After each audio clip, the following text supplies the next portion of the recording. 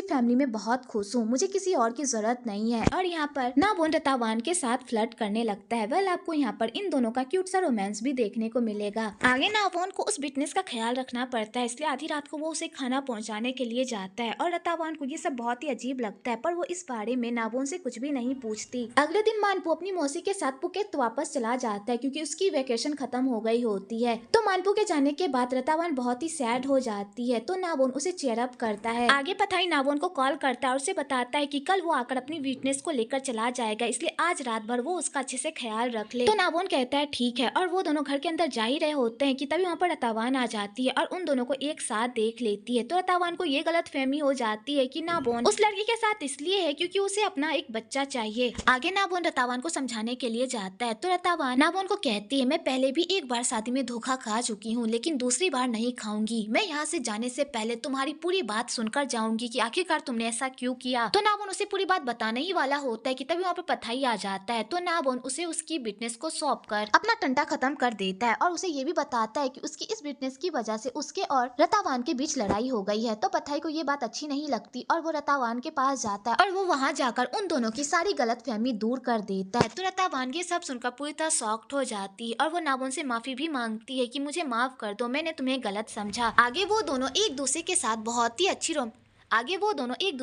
Romantic night spend करते हैं और यहाँ पर दोनों बच्चे को लेकर बात करने लगते हैं कि उन दोनों को अपना बच्चा एक दूसरे की तरह चाहिए और उन दोनों को ढेर सारा बच्चा चाहिए। अगले सुबह नावोन रतावान को अपने साथ डेट पर लेकर जाता है, जहाँ पर ये दोनों एक दूसरे के साथ बहुत ही अच्छा टाइम स्पेंड करते हैं और यहाँ पर रतावान नावोन को बताती है कि वो प्रेग्नेंट है। तो नावोन जैसे ये बात सुनता है उसके खुशी का तो कोई ठिकाना ही नहीं रहता, क्योंकि वो जिस खुशी के लिए इतने दिनों से तरस रहा होता है, आज वो खुशी उसके चौखट पर आई हुई होती है, जिस वजह से उसके खुशी का तो कोई ठिकाना ही नहीं रहता। और यहीं पर ये ड्रामा खत्म होता है। वेल, आपको ये ड्रामा कैसा लगा कमेंट में जरूर बताइएगा।